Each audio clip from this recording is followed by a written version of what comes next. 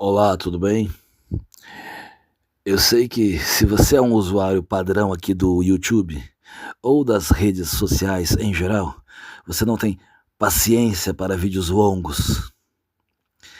Você está condicionado a ver o vídeo longo como uma perda de tempo.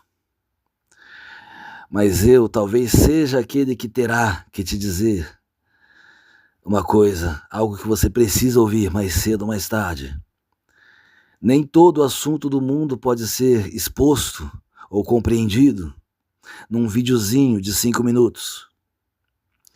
Alguns assuntos são complexos e não aceitam ser reduzidos para a conveniência da nossa limitada percepção cotidiana.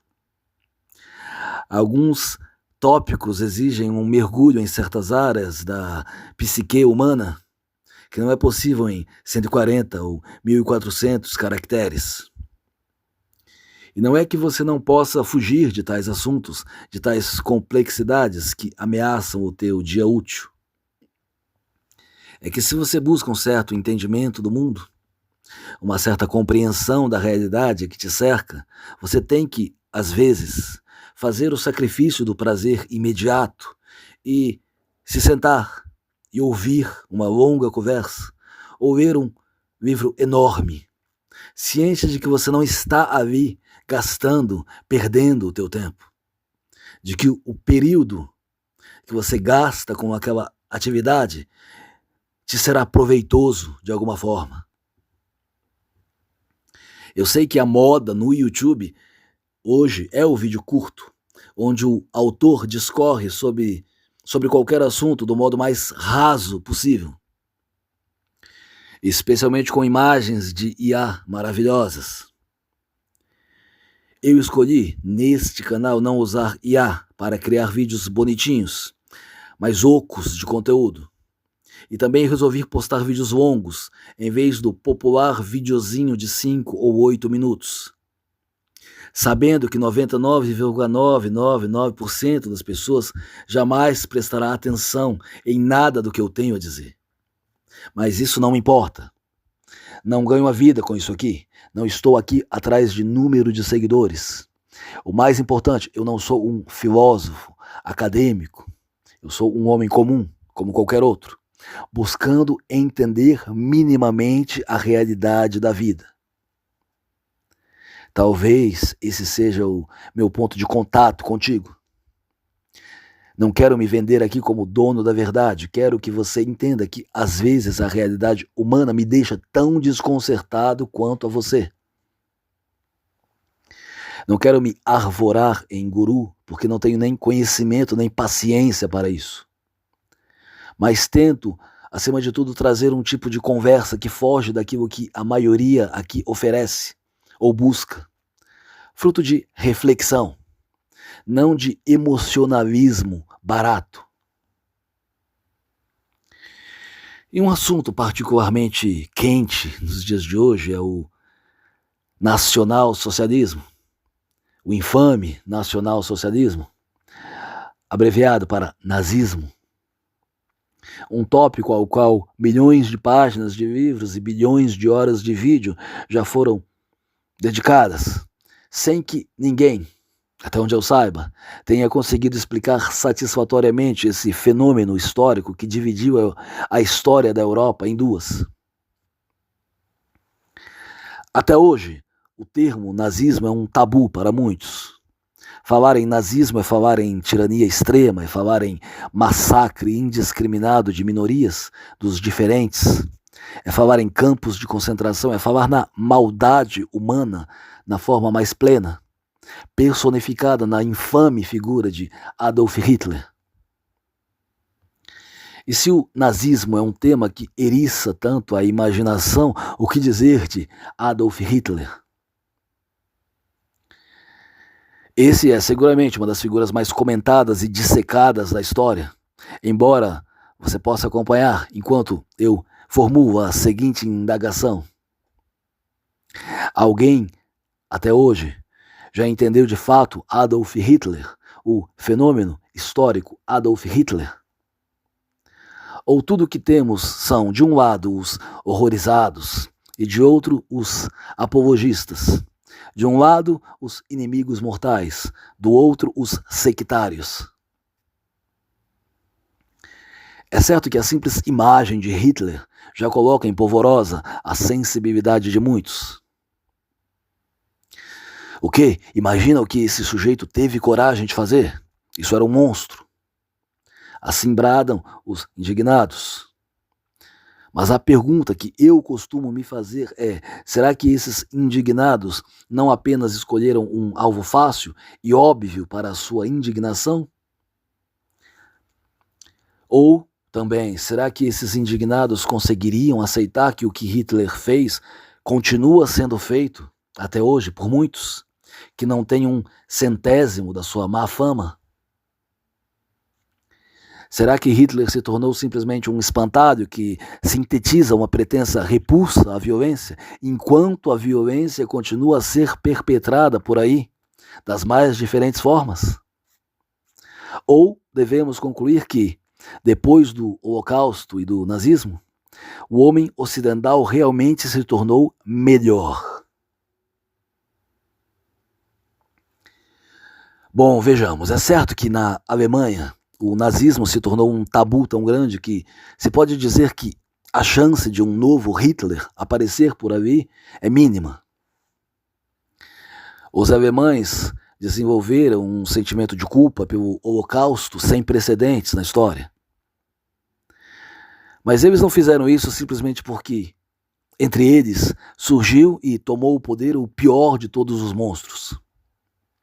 Eles fizeram isso porque o povo alemão em si elegeu Hitler para guiá-lo e representá-lo. O povo alemão se prostrou voluntariamente aos pés de Hitler. Sem o povo alemão, Hitler não existiria, nem seria possível. Então não parece se tratar de um mero rechaço de uma figura infame que surgiu no meio daquele povo e foi tolerado por ele, mas de um processo de meia-culpa sem precedentes, ou deveria dizer, nostra culpa, onde um povo inteiro se dá conta de forma bem palpável de até onde o ser humano pode chegar, e isso sem oposição alguma de seus semelhantes.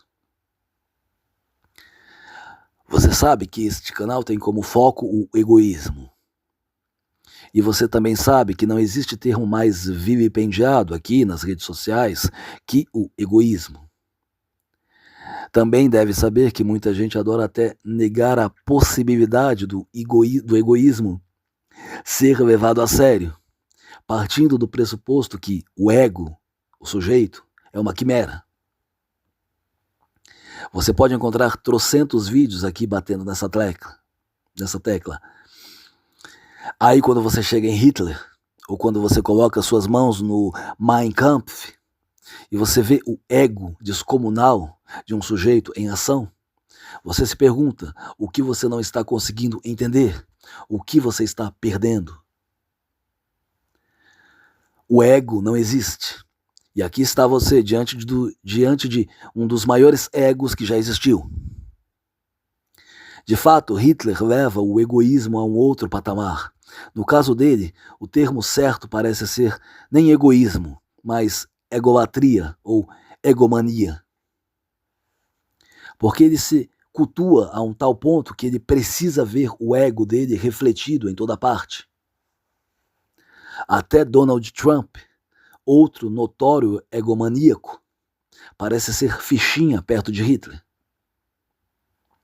E aí que nós temos, neste mundo que parece ter abraçado recentemente uma tendência ao desprendimento, que inclui em seu bojo uma rejeição do egoísmo a todo custo. E aí nós temos, neste mundo, a existência dessas figuras que se impõem, que fascinam milhões, que enquanto estão vivas atraem multidões que se prostram a seus pés, existindo concomitantemente com aqueles que negam que elas sejam reais ou possíveis. Parece uma disputa. Enquanto grande parte da população se prostra diante de Hitler ou seus assemelhados, uma ínfima parte tenta fazer das tripas coração para demonstrar que Hitler, na verdade, Não existe, nem nunca existiu. Quem ganha essa disputa? Eu creio que a resposta é óbvia. Ganha quem tem a realidade humana a seu favor. Quem leva a realidade humana a sério e não vive com a cabeça nas nuvens, ou melhor, no mundo dos conceitos. E a realidade humana é aquilo que mais se aproxima de nos permitir entender o nazismo. A realidade humana é que as pessoas existem individualmente, mas vivem em sociedade, são muitas vezes moldadas de tal forma por essa sociedade que todo traço de individualidade parece desaparecer. Nisso mergulhamos em outro paradoxo moderno. As pessoas rejeitam o individualismo, mas prezam a individualidade, como se uma coisa fosse separada, separável da outra. Seja como for que se resolva esse problema consigo mesmo, o fato é que não existe forma mais lúcida de lidar com a realidade humana do que partir do pressuposto que a individualidade existe. E aceitar a individualidade implica aceitar o ego, o eu. Quando se aceita o eu, se aceita que todos têm uma subjetividade própria. Aceita-se e compreende-se mais facilmente porque tantos se colocam de joelhos diante de um líder infalível, de um Messias plenipotenciário. Porque o guia, o Führer, sempre ressurge e sempre leva atrás dele uma multidão de adoradores, pronta para ser imolada. E esse guia evidencia que o grosso dos homens, a massa, o rebanho, o gado, tem essa necessidade de adoração que nada suplanta. Essa necessidade de idolatrar mesmo alguém que pouco se importa com nada e ninguém além de si mesmo, de sua própria imagem no espelho. Émile Cioran disse que a humanidade só idolatra aqueles que a destroem. Isso é auto-evidente. Seria o exemplo primário daquilo que Freud chamava de pulsão de morte.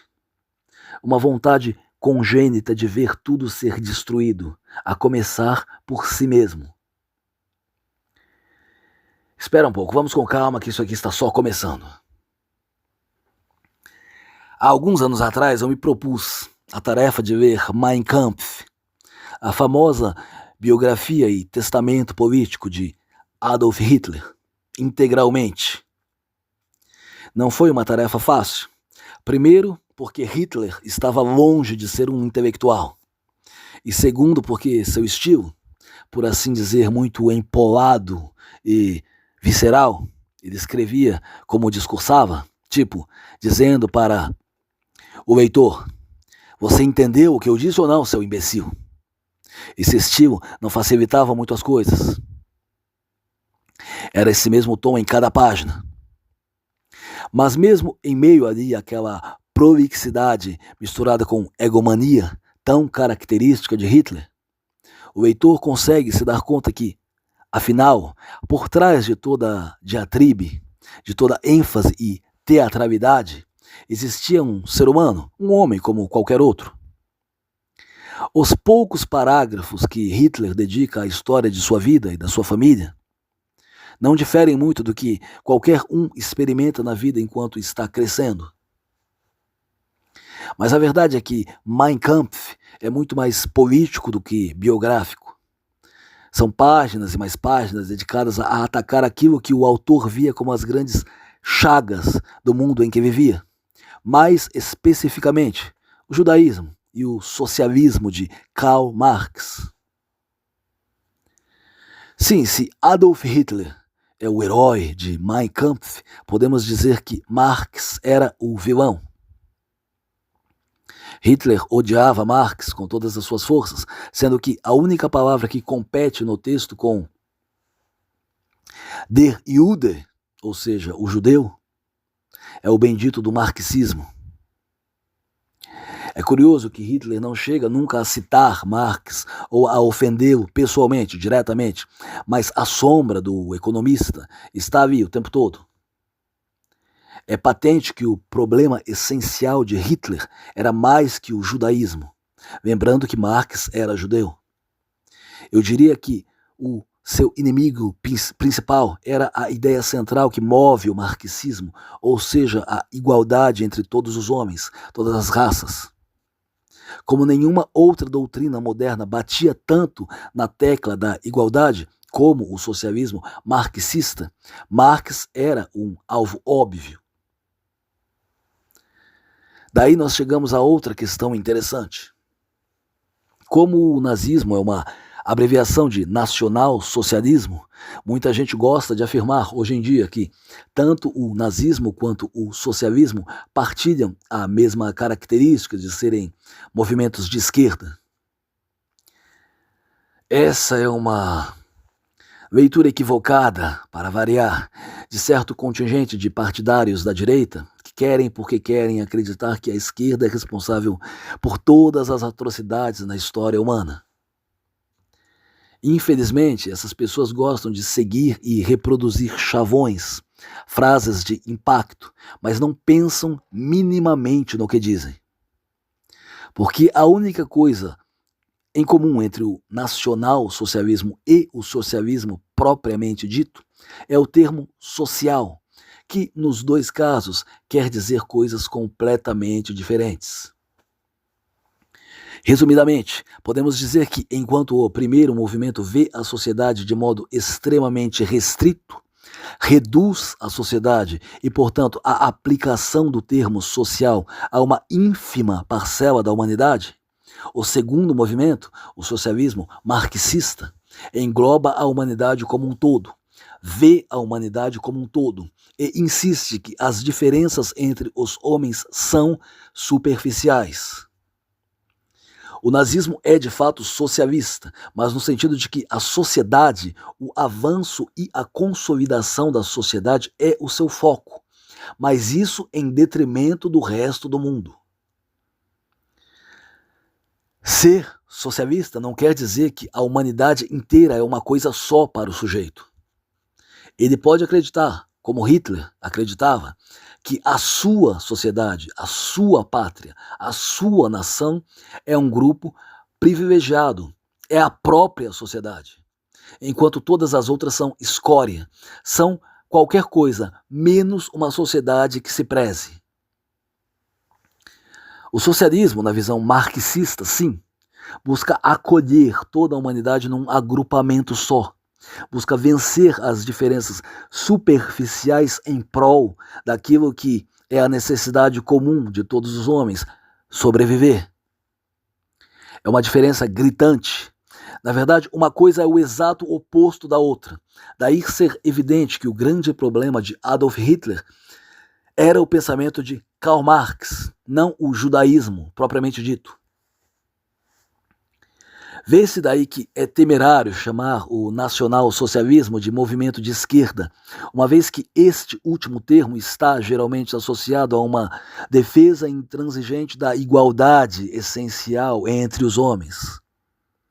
No máximo, o ser racional pode preferir definir o nazismo como um movimento sui generis, como nem de direita nem de esquerda, mas como algo que vai além dessas duas linhas de pensamento e responde a questões muito mais profundas da psique humana. Nós conhecemos de cabo a rabo a história do Holocausto, e eu mesmo tenho a impressão de que, se eu ver mais um único filme sobre esse tema, eu vou desistir do cinema de uma vez por todas. Porque o extermínio dos judeus virou de tal forma um lugar comum na cultura moderna que é quase como se os judeus tivessem sido as únicas vítimas, não apenas de Hitler, mas de um genocídio sistemático na história. Não, eu não sou antissemita. Sinto muito se você estava com essa impressão. Não gasto meu tempo com essas inúmeras teorias da conspiração envolvendo os judeus, os terríveis judeus, que pululam na internet. Mas eu também não vou alimentar a ilusão de que o que se passou com os judeus na Europa durante a Segunda Guerra Mundial tenha sido um incidente isolado na história do mundo. Não, genocídios aconteceram em inúmeros lugares e continuam acontecendo em vários outros. Os judeus não foram as únicas vítimas de um plano de extermínio sistemático, apenas as mais notórias. Isso porque, graças em parte à mídia, as imagens do Holocausto se gravaram de tal forma no imaginário popular que até parece mesmo tratar-se de um episódio único. Seja como for, uma coisa que se associa ao judaísmo e de certa forma é refletida no próprio nazismo é a noção de povo escolhido.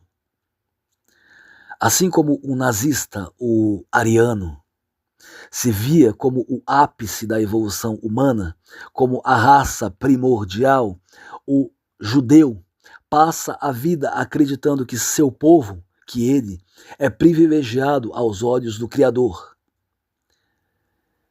E esse Criador, emprestado ao cristianismo e ao islamismo, não é menos tirânico que um Hitler.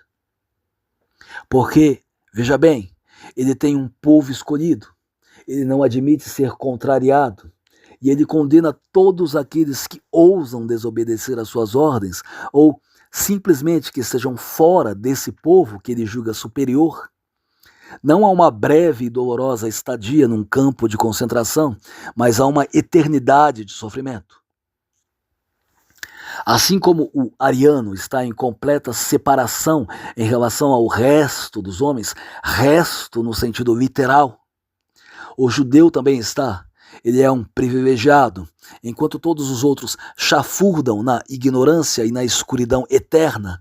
Ele tem acesso ao Criador de todas as coisas, que não apenas vigia cada passo dele, mas o separou de todos os outros por toda a vida. Essa concepção judaica de povo escolhido, que se espalhou para as demais religiões abraâmicas, com a diferença que estas outras acolhem qualquer um no seu seio, enquanto o judaísmo permanece sendo exclusivamente a religião dos judeus e ninguém mais. Essa concepção, eu digo, está na fonte mesmo de um dos grandes problemas do ser humano. Um daqueles que parece que nunca terá uma solução eficaz. Porque ao acreditarmos na ideia, no mito, na fantasia de um povo escolhido, acabamos também necessariamente endossando a noção de que os outros, todos os outros, a absoluta maioria dos outros, não apenas não têm importância, mas não são ninguém, não são gente. E aí, tudo que se passa com eles não apenas não nos interessa, mas muitas vezes se nos afigura como algo merecido. Porque eles sofrem assim e nós não podemos fazer nada para mitigar o sofrimento deles? Porque Deus quer assim. Ponto final. Quem sou eu para questionar o Altíssimo? Esteja ele sentado no céu ou gritando no meu ouvido, aqui na terra. Não é um mero acaso que grande parte dos povos primitivos, incluindo os indígenas, usassem para se referir a si mesmos, ao seu próprio povo, a palavra que significa homem, gente, ser humano. A própria palavra usada para designar a etnia X ou Y já significa que nós, os membros desse grupo, somos homens, somos gente, e os outros não. Hitler e o nazismo retomam esse traço primitivo ao apresentar o ariano, um conceito mitológico, como o homem superior, o verdadeiro homem, o que reduz automaticamente todos os demais ao status de refúgio, de escória. Mas essa não é uma exclusividade da mentalidade hitlerista. Com efeito, os judeus, os cristãos, os muçulmanos e inúmeros outros grupos não sentem nenhum pejo de declarar a si mesmos como o povo escolhido de Deus, o que significa que todos os outros são escória, porque serão rejeitados por toda a eternidade, por ninguém menos que o Criador de todas as coisas. Então aqui nesse ponto pode ser que nós consigamos enxergar o antissemitismo com outros olhos. Não no sentido de dizer, bem feito, os judeus mereceram o que sofreram nas mãos de Hitler, como alguns emocionados fazem. Mas no sentido de entender que o estado de ânimo que torna o nazismo possível surge dessa percepção de um povo que está ali, no meio de todos os outros, vivendo como todos os outros, precisando dos demais como todos os outros, mas ainda assim se julgando superior, se julgando privilegiado aos olhos de, pasmem, o dono do universo inteiro. Claro está que Hitler se aproveitou de um sentimento antissemita que já era típico no homem europeu, muito antes dele nascer. Mas o essencial aqui é nos atermos a esse traço que o nazismo partilha com o judaísmo. Essa ilusão de que existe ou pode existir na Terra um povo escolhido ou uma raça superior, o que, a esta altura, eu creio, você já percebeu, se trata da mesma coisa. A veneração a esse povo escolhido, a essa raça superior, a esse tipo mitológico de ser humano que representa o ápice da cadeia evolutiva, leva necessariamente à percepção de que os outros, todos os outros, não apenas são inferiores ao ariano, mas não devem ser tolerados, não devem sequer existir. São um erro genético, um aborto da natureza, algo que polui o mundo. O povo escolhido não pode simplesmente existir no seu espaço vital, no seu Lebensraum, e deixar os outros sossegados lá no canto deles. Não, eles não têm direito a esse canto, porque não são humanos. Direito é um conceito aplicável a seres humanos apenas. Assim, o nazismo não pode coexistir com qualquer oposição ou alternativa. Das duas, uma. Ou você pertence aos nossos, ou você pertence ao crematório. Todos sabemos como Hitler se apropriou do conceito nietzschiano do Übermensch, do super-homem, na construção do seu mito ariano. Quando Nietzsche concebeu o super-homem, o que ele tinha em mente, claro, não era exatamente um campo de concentração. É até vergonhoso você misturar o nome de um filósofo da estirpe de Nietzsche com aquela insanidade. Hitler se valeu também de uma interpretação bem popular à época do darwinismo, de uma concepção que com o avanço da ciência não era necessário esperar que a natureza trabalhasse e eliminasse os inferiores. O processo poderia ser apressado.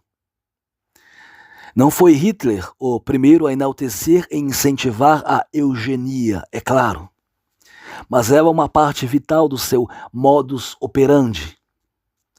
Criar uma raça de seres perfeitos, livre de doenças e características indesejadas, livre de deficientes e fracos de toda a espécie. Eis o ideário nazista, em poucas palavras. É curioso que Hitler seja quase universalmente desprezado pelo homem contemporâneo, enquanto outros egomaníacos notórios, como Alexandre, César ou Napoleão, sejam exaltados como heróis da história. Mas se pararmos para pensar, se deixarmos de lado a romantização feita por escritores como Carlyle, o que temos em Napoleão senão um sujeito que se considerava superior a todos os outros. E também que a França, o povo francês, tinha uma missão civilizatória a cumprir na Europa. Assim como milhões de homens morreram sob o jugo de Hitler, por causa de Hitler, milhões também morreram por causa de Napoleão. E se este não chegou a condenar seus inimigos a campos de concentração, o essencial não muda. Ele era um ditador implacável que não admitia ser contrariado e tinha por isso mesmo uma enorme massa a seus pés. Ele era um megalomaníaco, assim como Hitler. Mas sabe-se lá por quê? Napoleão é visto quase como um herói, como um gênio militar e um exemplo de homem europeu superior. Hitler é visto como um maníaco e um louco. Mas ambos eram maníacos, egomaníacos, megalomaníacos. Ambos queriam ver a sua imagem e sua voz refletidas em toda parte. Ambos não suportavam a ideia da mínima coisa ao seu redor escapar do seu controle, escapar da sua vontade. E o que talvez tenhamos que estudar é, antes de mais nada, essa necessidade que o ego de alguns sujeitos, os Césares, os Hitlers da vida, tem de se espalhar por toda parte. Conhecemos na nossa época um exemplo notório que eu já comentei aqui neste canal, eu não vou me repetir. Esse ego que precisa estar em toda parte não consegue lidar com a menor contrariedade. Não seria sinal de uma imaturidade incurável? Porque, a despeito de sua pose, da ênfase com que dá ordens, da obsessão pela hierarquia, não é um fato evidente que um ditador, seja do naipe de César, seja do tipo Hitler, não passa de uma criança que não cresce nunca. Uma criança mimada que a sociedade tolera porque simplesmente isso lhe é conveniente? Que homem é esse? Que adulto é esse? Que não aguenta discussão, que não aceita ser convencido do que quer que seja, que se julga literalmente não um emissário de Deus, mas um Deus de carne e osso. Nós queremos nutrir a impressão de que se trata de um mal necessário, e quantos não se referem a Napoleão como alguém que tinha, que precisava existir para a Europa ser o que é hoje, incluindo o próprio Nietzsche. E a partir daí, dessa crença na inevitabilidade de tais sujeitos aparecerem de tempos em tempos, acabamos nos conformando e não nos dando conta que um egoísmo, e o egomaníaco é um egoísta no último grau, a evolução ou involução final do egoísmo, um egoísmo só pode ser enfrentado e derrotado por outro egoísmo igualmente forte, e nunca, jamais, pela negação do ego ou da individualidade, tão em voga nos nossos dias. Hitler erigiu em torno de si um culto da personalidade que virou algo tão desproporcional na época que acabaria inevitavelmente culminando na sua queda, mais cedo ou mais tarde. Pois esse culto sufoca todas as outras personalidades. E por mais tempo que um sujeito consiga suprimir sua personalidade em nome de um ideal qualquer, uma hora essa personalidade busca uma vazão, busca se expressar. E nesse momento, coitado daquele que suprimiu o impulso individual em proveito próprio. O que significa que Hitler cavava a própria cova no instante mesmo em que mais era exaltado. Ele, assim como seu parceiro na egomania, Joseph Stalin, gerava em torno de si um tal estado de tensão, onde a pessoa sente que tem que andar em ovos, pisar em ovos, permanentemente, na presença do sujeito. O menor passo em falso significa o degredo, o ostracismo, a morte. Que é difícil imaginar como as pessoas aguentavam se sujeitar a tal criatura, sem simplesmente explodir e arrancar a cabeça dele fora. O que explica a passividade de um chinês ao autoritarismo maoísta é o caráter pacífico e conformado do povo chinês. Mas no caso dos alemães, que nunca tiveram a placidez como uma de suas características típicas, o que explica a total submissão. Como aquele povo aceitava se submeter a um culto da personalidade ridículo, que reduzia todos à condição de cordeiros, de sub-homens, de lambibotas.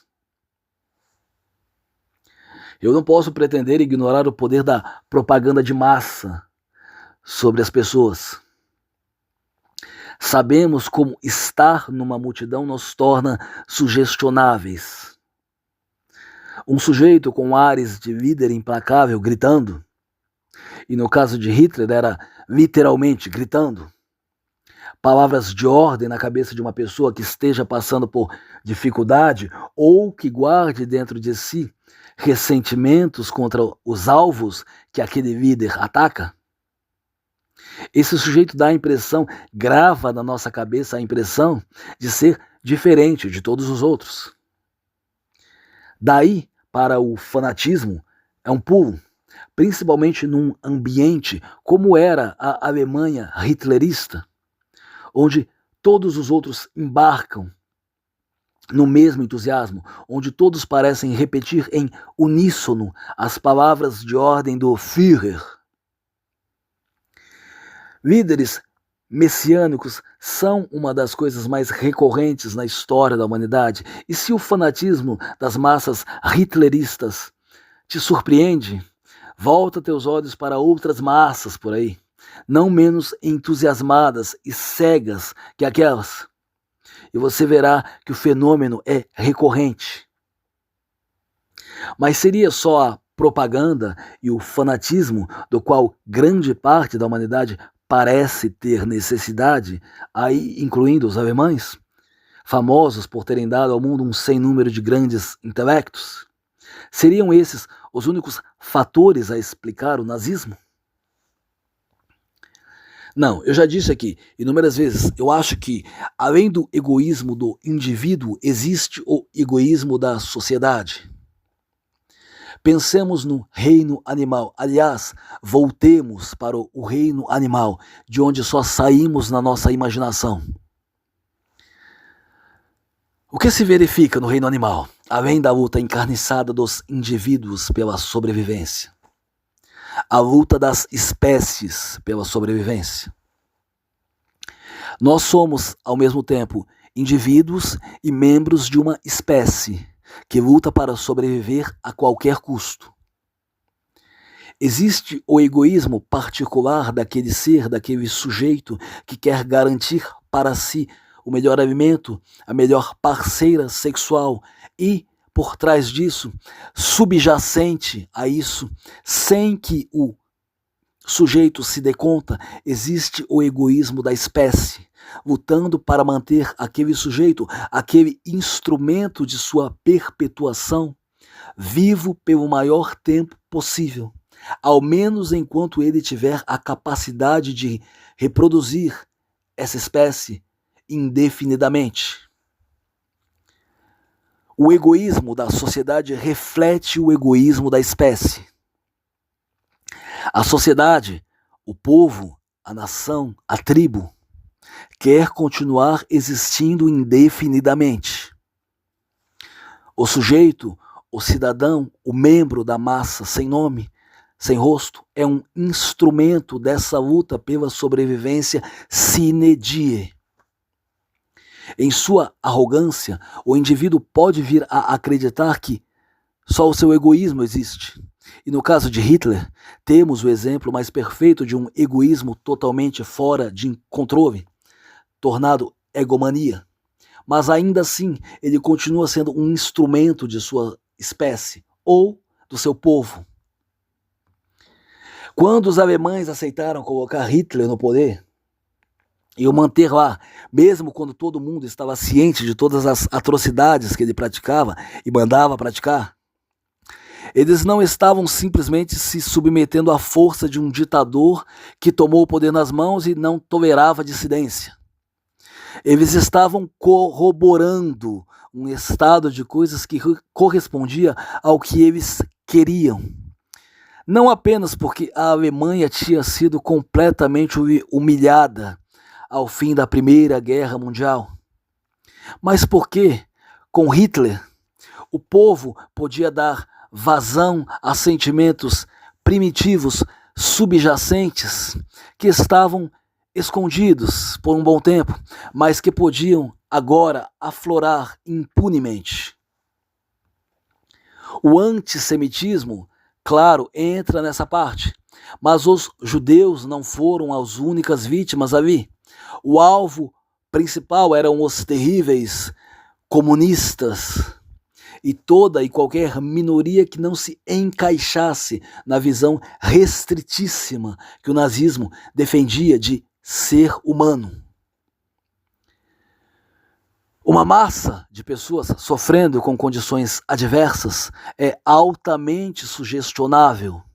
E se, além de tudo, você der a ela um bode expiatório sobre o qual ela possa descarregar toda a sua raiva represada, o resultado não será nada difícil de prever. Quer dizer, o resultado será o campo de concentração. Ou aquela época de prosperidade na Alemanha em que o sujeito se sentia realizado e se sentia um cidadão exemplar, enquanto livros eram queimados na rua e pessoas incineradas a um quarteirão de distância dele, ou, quem sabe, no seu próprio quintal. O que choca muitas pessoas que encaram as atrocidades nazistas é ter que aceitar que as pessoas na Alemanha estavam cientes de tudo o que acontecia e poucos se importavam. Poucos se importavam porque os alvos da fúria hitlerista não eram eles. Eram ratos, seres sub-humanos. E que importa a um cidadão de bem o que se faz com seres sub-humanos? Mas se engana redondamente quem insistir em ver em Hitler apenas um agente inconsciente de uma pulsão de morte coletiva, como se a culpa ou responsabilidade ali fosse do coletivo, da sociedade apenas e não dele também. É uma visão ingênua que muita gente endossa.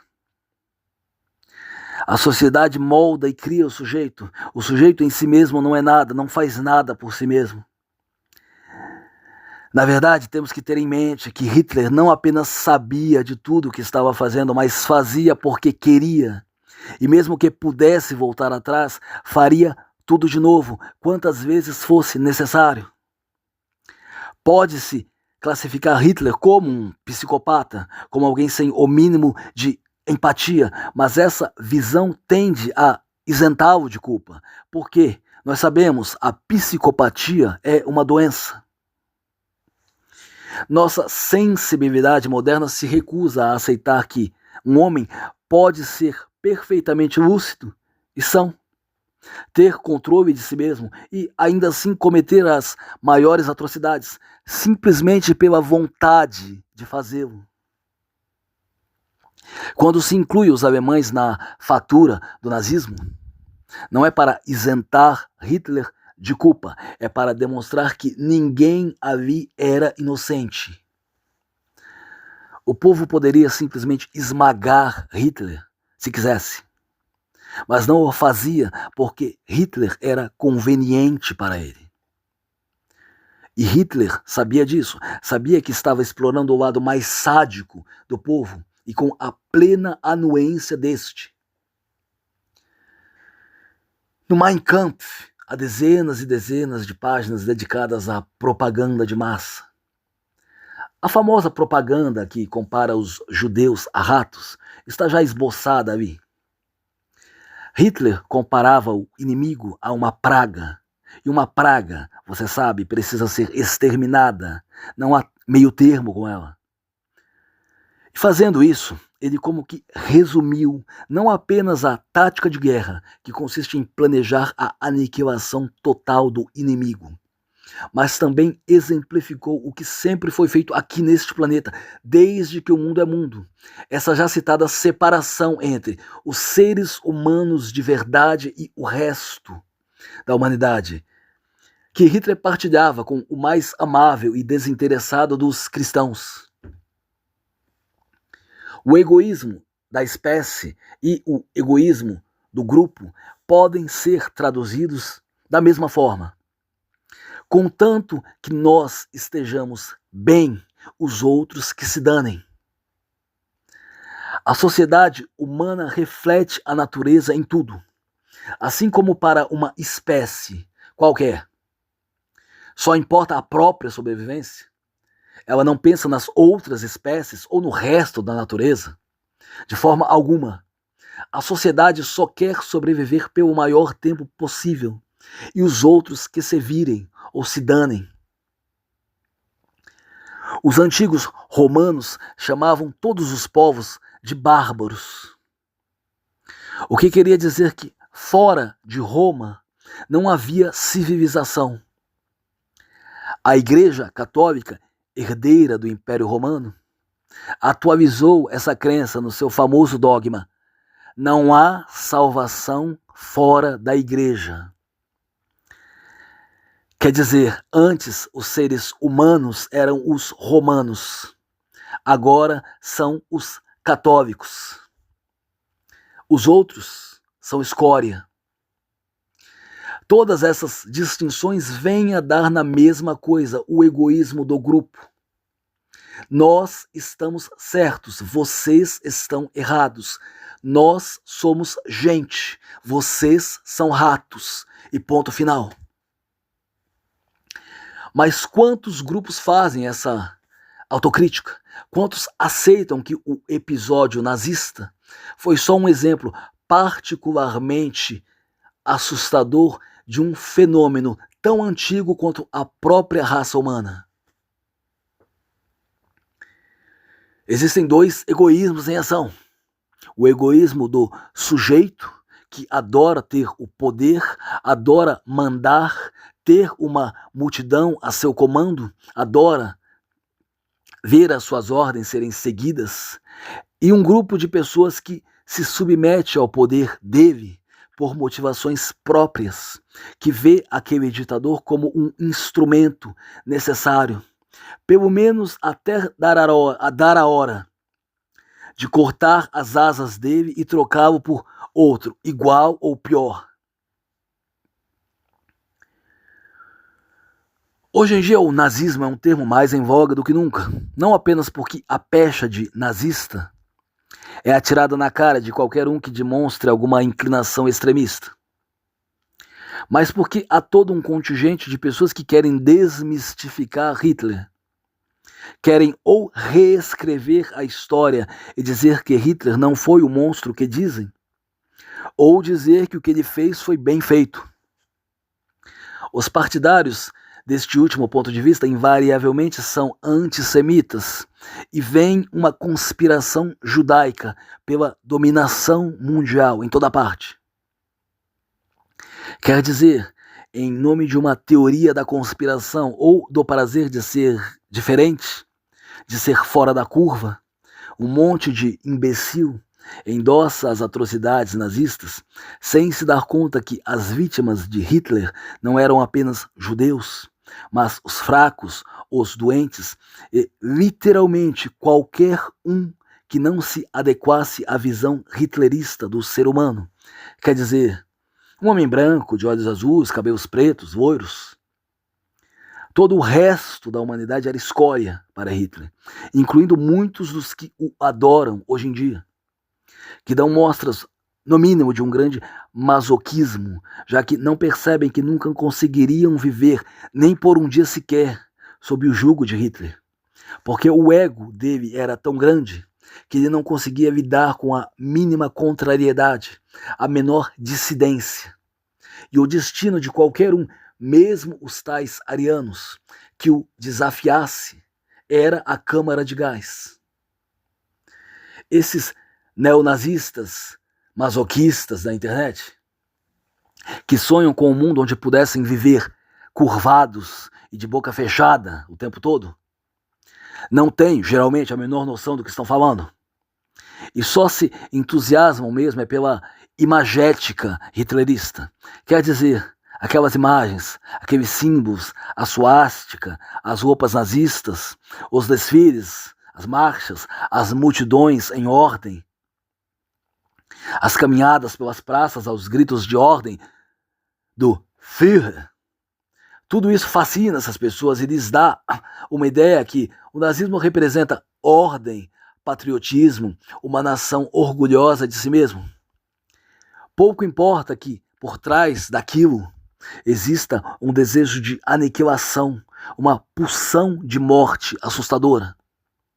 Na cabeça desses incautos, o nazismo é uma representação da aniquilação de tudo o que eles odeiam, o que inclui a eles mesmos, ainda que eles não se deem conta.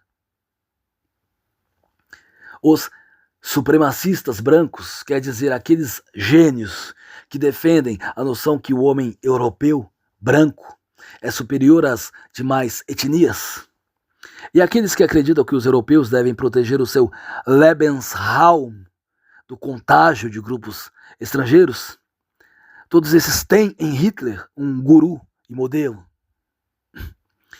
Mas o problema de se idolatrar alguém como Hitler, e não só ele, seu compadre Napoleão também, e Stalin, Mao, qualquer carniceiro do tipo. O problema é que esse tipo de homem, por levar o egoísmo longe demais, por não ter mais qualquer controle do seu ego, vira uma bomba relógio ambulante, condenada a explodir mais cedo ou mais tarde. Ele cria ao redor de si um ambiente de total tensão, e daí surgir em alguma pessoa ao redor a vontade de liquidá-lo é inevitável. Por isso mesmo, ele é um completo paranoico, ele desconfia de tudo.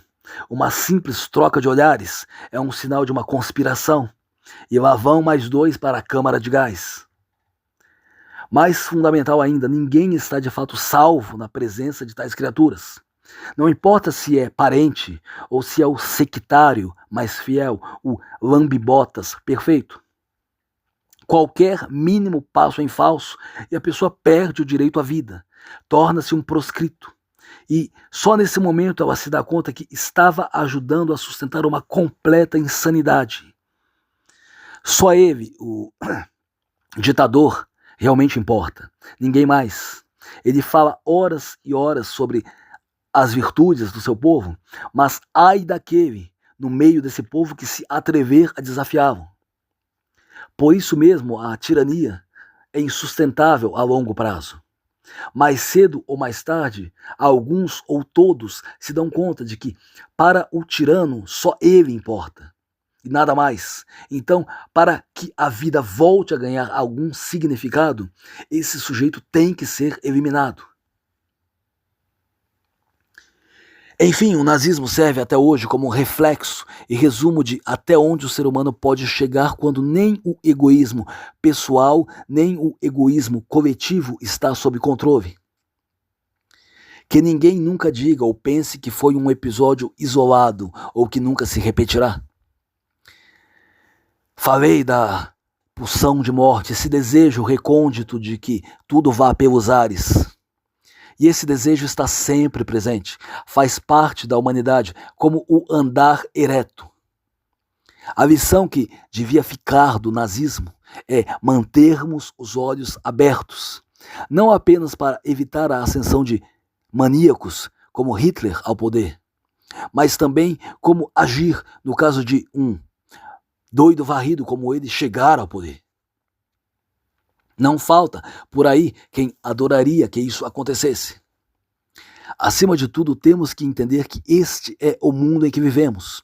O mundo onde homens como Hitler existem e tem milhões de sectários loucos para lamber suas botas.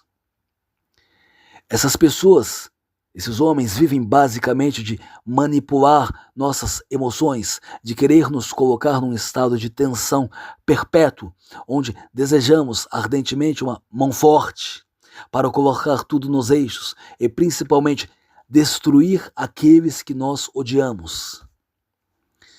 Se o povo alemão da época tivesse tido lucidez, e o cidadão médio ali tivesse tido senso de dignidade suficiente, pois que dignidade existe em passar a vida curvado e de boca fechada? Se esse cidadão médio tivesse um egoísmo bem desenvolvido, em suma, Hitler talvez não tivesse sido possível. Ele teria sido esmagado já no momento em que apareceu, como o verme que efetivamente era. Obrigado por tua atenção. Olá, tudo bem?